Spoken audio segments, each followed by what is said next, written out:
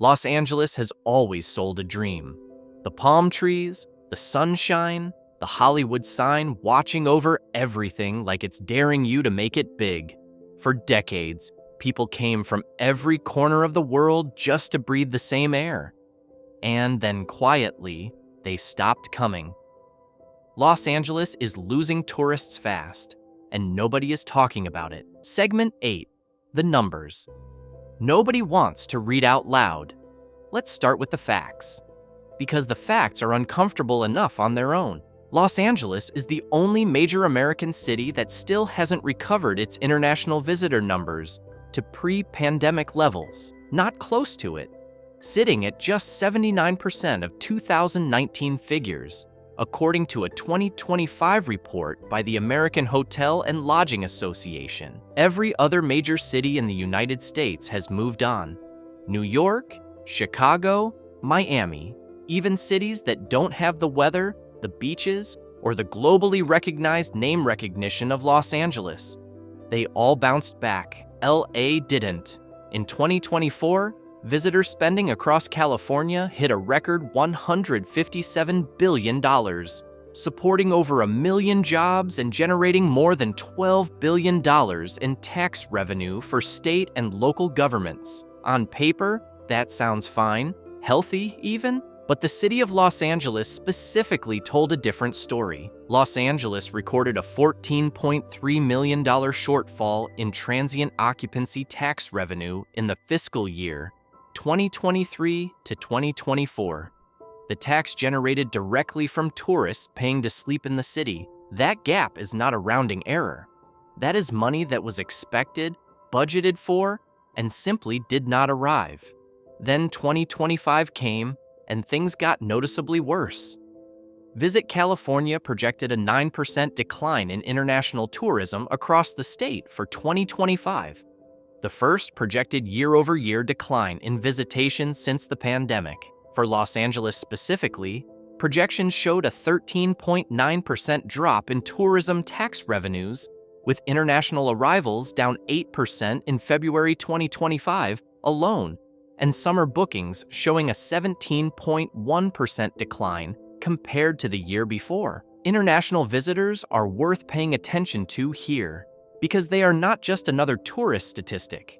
They represent 23% of overnight visitors in Los Angeles, but they account for more than 49% of overnight visitor spending. In other words, roughly a quarter of the people are generating roughly half the money. When that group stops showing up, the entire financial math of the city's tourism industry shifts fast.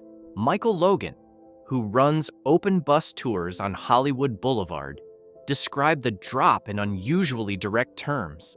He told Straight Arrow News that business was down somewhere between 70 and 80%, adding that the impact on his family and livelihood had been enormous. This is someone standing in one of the most famous tourist corridors in the world, watching the foot traffic disappear. So what is actually driving this? Because the easy answer, that people just have other options now, does not come close to covering it. There are several distinct overlapping reasons why Los Angeles is bleeding visitors, and each one of them is getting worse, not better.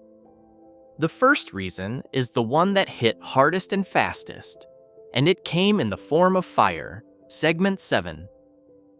When January 2025 changed everything. On January 7, 2025, the Palisades Fire broke out along the forested slopes between Santa Monica and Malibu.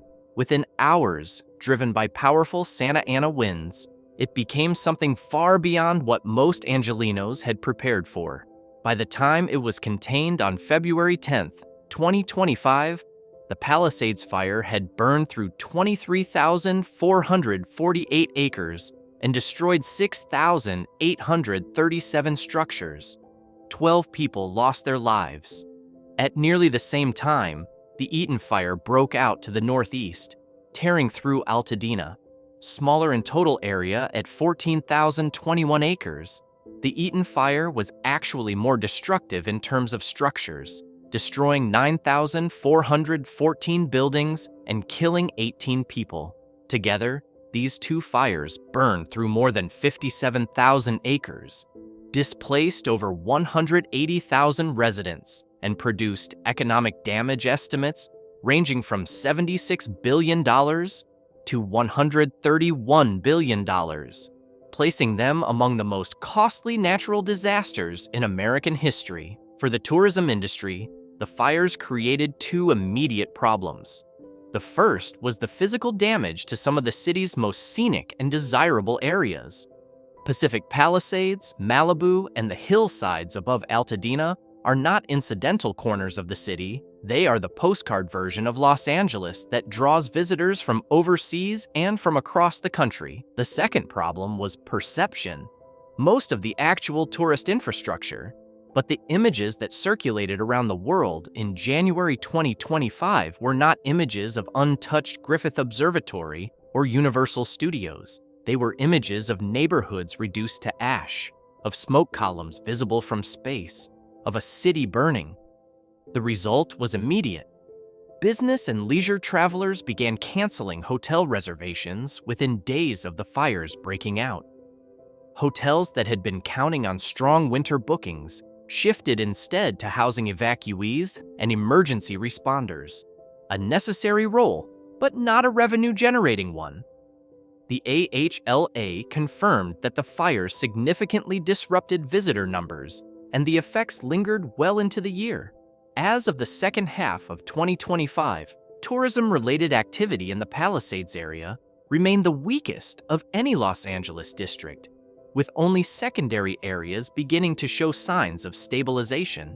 To put this in perspective, employment in the Palisades fire zone fell by approximately 26% between the second quarter of 2024 and the second quarter of 2025. In the Eaton area, it dropped by around 19%.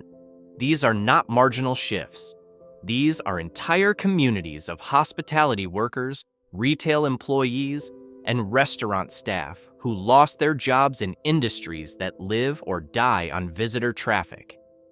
The fires were a crisis no city could have controlled, but the tourists who stayed away because of them arrived on top of problems that were already piling up long before anyone lit a match. Segment 6.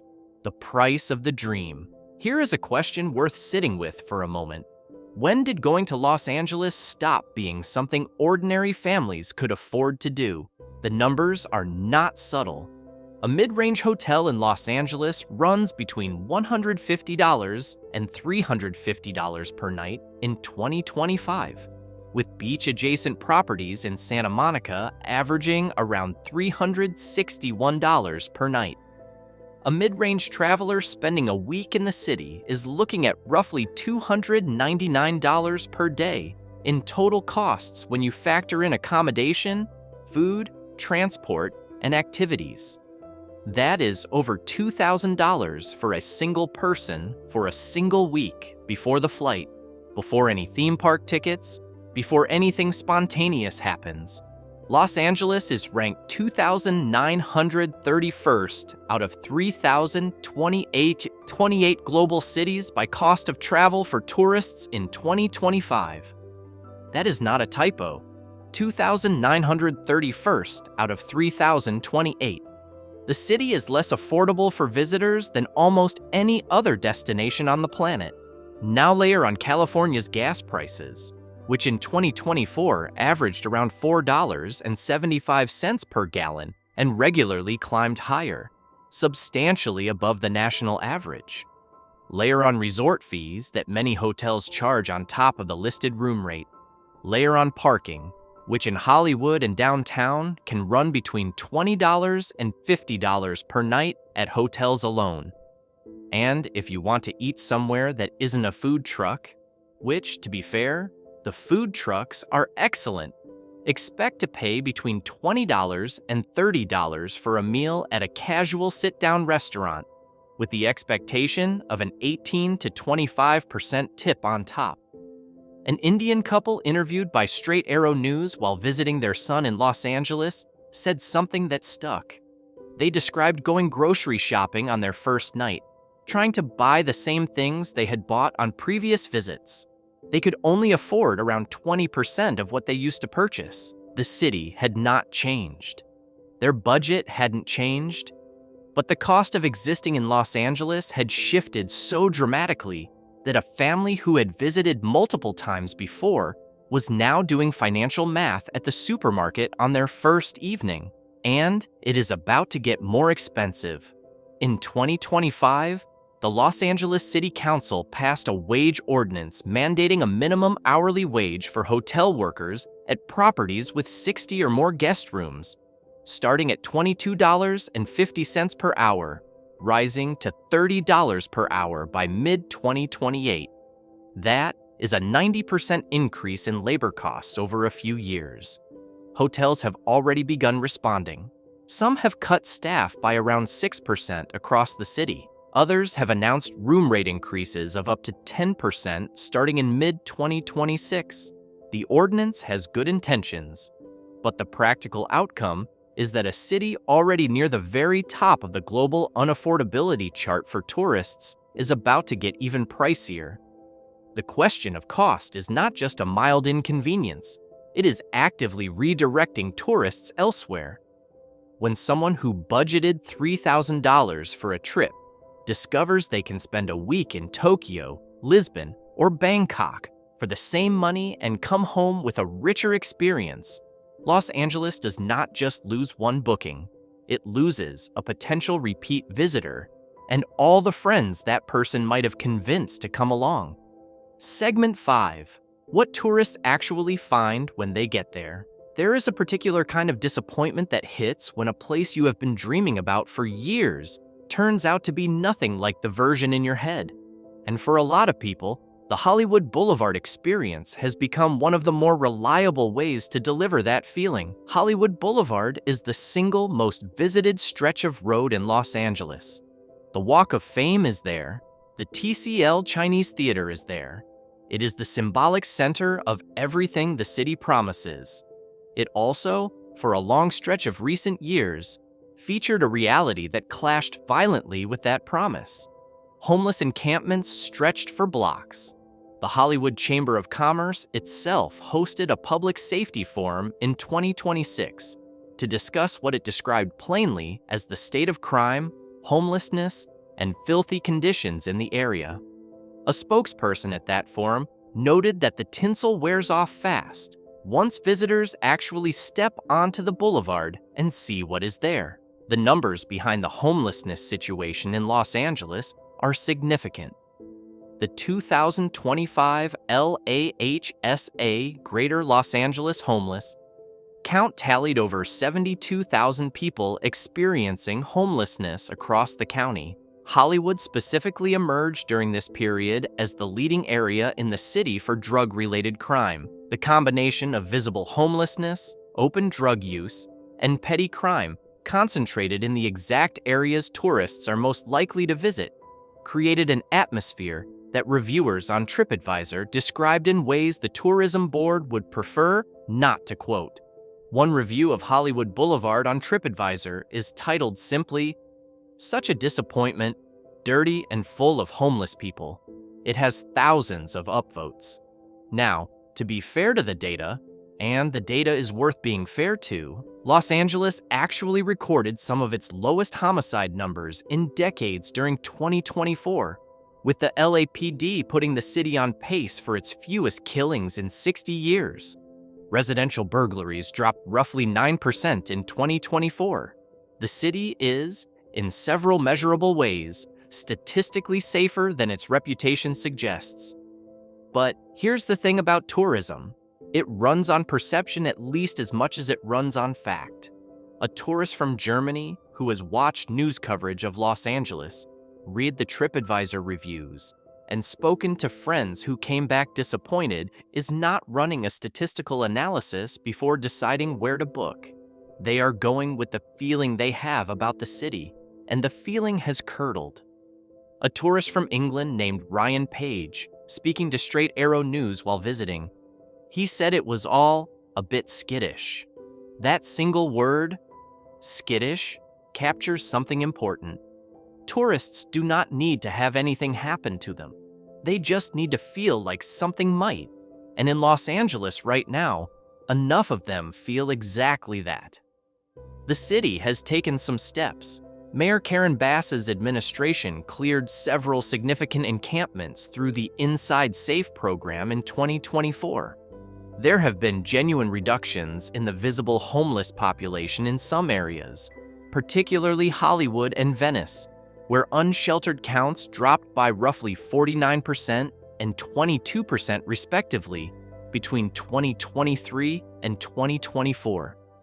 But some of that population simply moved. Skid Row saw a 9% increase in the same period. The problem shifted rather than shrank. For the tourist economy, what matters is not just whether the city is improving, it is whether the improvement is visible, consistent, and fast enough to change the perception that has taken root in traveler reviews and travel forums around the world. Right now, that gap between the improving numbers and the lingering reputation is where Los Angeles is losing bookings every single day. Segment 4. The international problem. If the domestic tourist situation is complicated, the international one is straightforwardly bad. And it comes from a direction that the Los Angeles Tourism Board has very limited power to fix. Canada has historically been one of the largest sources of international visitors to California. In 2024, nearly 1.8 million Canadians visited the state. By early 2025, that number had fallen by close to 38% compared to the same period the year before. Canadian Airlines reduced flights into LAX through October 2025 in direct response to the drop in demand. The city of Palm Springs, about 2 hours from Los Angeles, actually put up banners declaring its love for Canada in an attempt to signal that the welcome mat was still out. The reason Canadians stayed home was not difficult to identify. Repeated statements by the Trump administration about annexing Canada as the 51st state generated a wave of Canadian nationalism and a corresponding reluctance to spend tourist dollars south of the border. A weakened Canadian dollar made the trip more expensive on top of the political discomfort. The result was a near 40% collapse in visitor numbers from one of Los Angeles's most reliable international markets. The broader international picture was similarly grim. Visit California projected that overseas visits would fall 3.7% in 2025, with international spending declining 2.1%. A March 2025 report showed an 11% reduction in overseas arrivals that month alone. The report attributed the decline directly to the Trump administration's trade policies and the sentiment they generated toward the United States abroad. Sentiment toward the U.S. among international travelers has been strained by the administration's trade policies and rhetoric, the Visit California report stated. Europe, which represents a significant chunk of international arrivals into Los Angeles, was watching border enforcement news, visa uncertainty, and diplomatic friction and making quiet decisions to book elsewhere. Asian markets were similarly affected. The one notable exception was Japan, where the so-called Ohtani effect, named for Los Angeles Dodgers superstar Shohei Ohtani, drove a 20% increase in Japanese visitors. Adam Burke, president and CEO of Los Angeles Tourism, confirmed the effect was real, noting that Japanese tour itineraries were specifically being built around catching multiple Dodgers games during longer trips. One baseball player was doing more for Japanese tourism to Los Angeles than years of marketing campaigns. But a single bright spot in one market does not offset a 38% collapse from Canada, an 11% drop in overseas arrivals in 1 month, and a structural shift in international sentiment toward the United States as a travel destination. The problems feeding the international decline are geopolitical in nature, which means they operate entirely outside the control of anyone at the Los Angeles Tourism and Convention Board, no matter how creative their marketing gets. The question of what happens next, what Los Angeles is actually doing about all of this, and what might change the trajectory, leads to a story that is more complicated than a simple recovery plan might suggest. Segment 3, the Olympics are coming. Will anyone show up? Here is the thing about Los Angeles that keeps the tourism industry from full panic mode. The city has a schedule to keep. In 2026, Los Angeles hosts World Cup matches. In 2027, it hosts the Super Bowl. In 2028, 3 of the largest sporting events on the planet stacked in successive years, all requiring the city to function as a host to the world. The infrastructure investment, the international attention, and the sheer volume of visitors those events guarantee represent the most significant tourism lifeline the city has had in decades. The AHLA report from April 2025 made clear that the city's tourism industry is counting on these events to reset the narrative, inject revenue, and potentially push visitor numbers back above 2019 levels for the first time. The city council is making regulatory moves, including the hotel wage ordinance, partly in anticipation of needing a stable, well-paid hospitality workforce ready to serve that influx. But there is a tension baked into this plan that the city has been slow to reckon with publicly. The same forces that are driving tourists away right now, the cost of visiting, the perception of safety, the geopolitical friction with international markets, do not simply disappear when a sporting event arrives. If anything, they intensify. Hotel prices during the 2028 Olympics in Los Angeles will not be $299 a day for a mid-range traveler. They will be multiples of that. The city is already one of the least affordable tourism destinations on Earth in a normal week. Hosting the Olympics will compress demand, spike prices, and create exactly the conditions that have been steering budget-conscious and mid-range travelers away. There is also the question of what the city looks like to the hundreds of millions of people watching from home. The Olympics are the most watched broadcast event in human history. Every shot of the opening ceremony, every establishing cutaway to the city's streets, every moment where a camera is pointed at Los Angeles rather than at an athlete is a piece of global advertising. In 2008, Beijing used the Olympics to reframe international perception of an entire nation. In 2012, London burnished its status as one of the world's great cities. Los Angeles has the same opportunity in 2028, but it only works if the city being shown to the world looks like the dream it has always sold. And right now, significant parts of what the cameras might find, the hollowed-out Hollywood Boulevard vendor stalls, the encampments that reappear when the events end, the price tags that make visitors do a double take, are not the advertisement Los Angeles needs. The city has time. 3 years is enough time to make a serious difference if the effort is serious. But Los Angeles has a habit of cleaning up for company and letting things slide when the guests leave.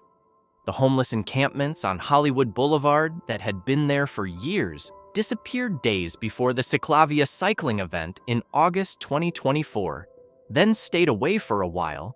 Then the conversation about whether they would return began almost immediately.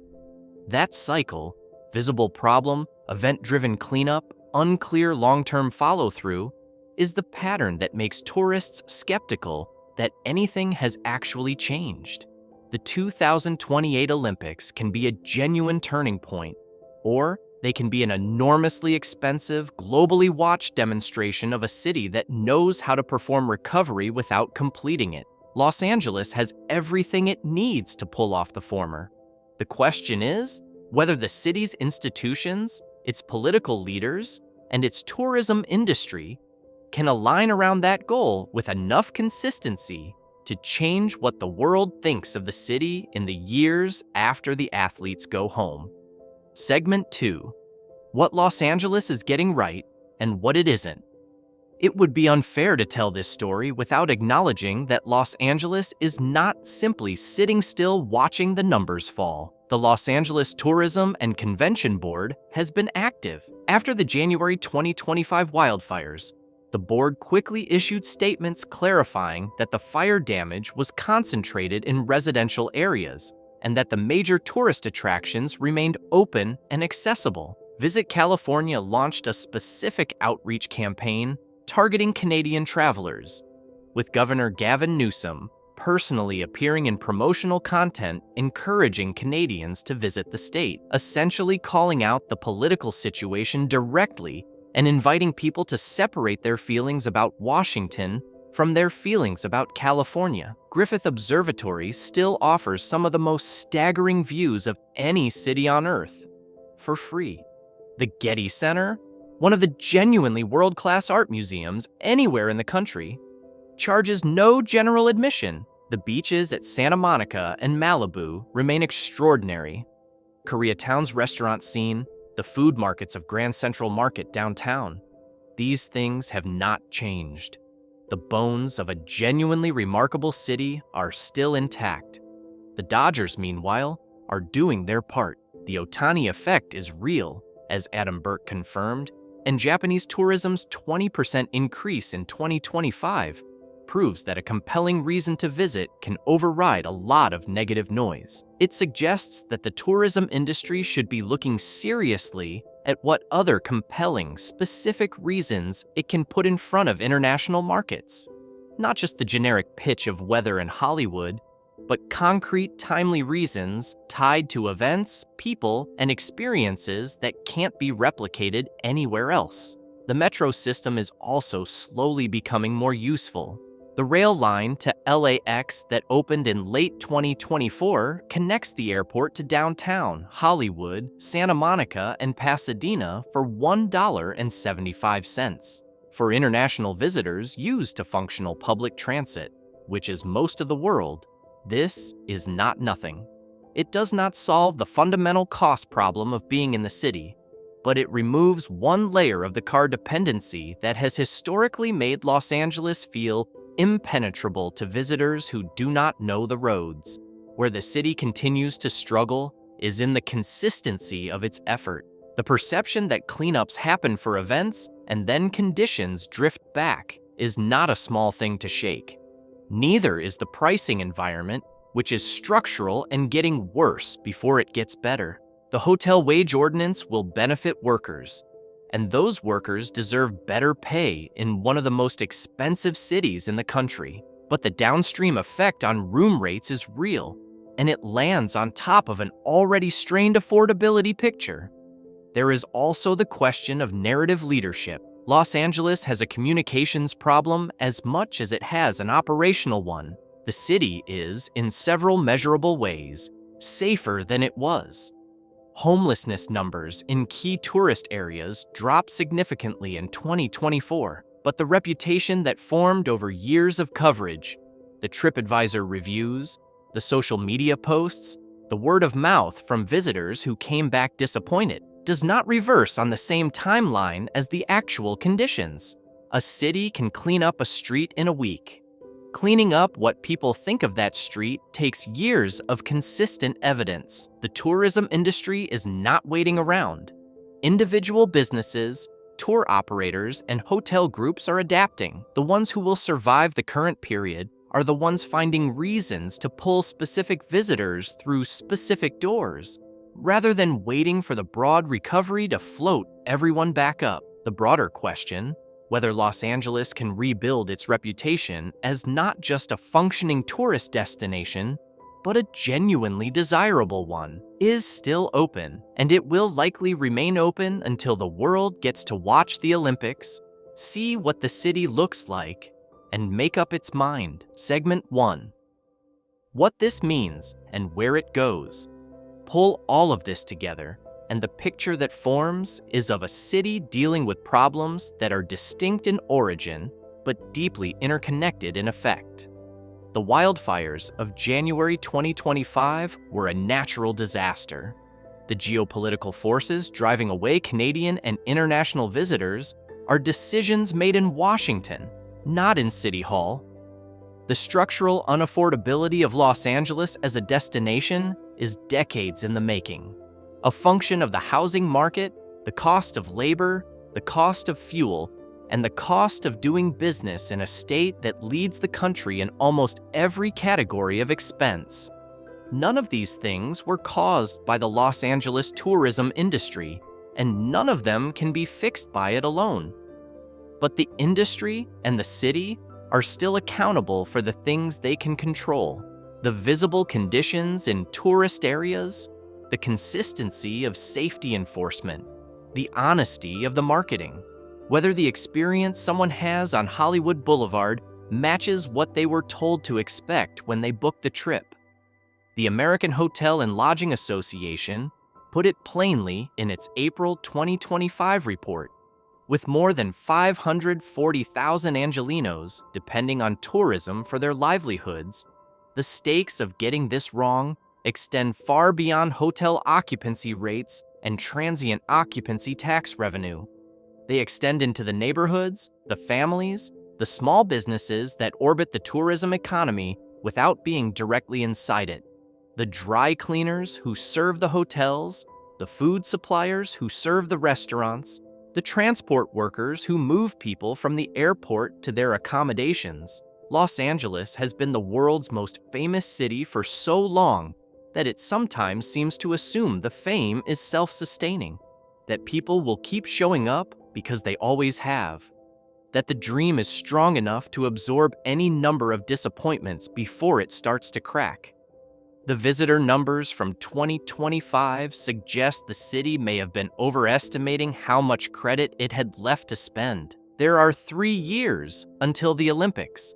That is enough time to change the story significantly if the effort is real, sustained, and honest about what needs to change rather than what looks good in a press release. Los Angeles has remade itself before.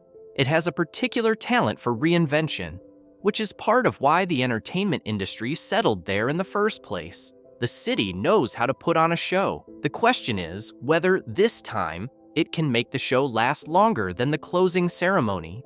If you enjoyed this video, please like and subscribe to our channel so you never miss out on more content like this.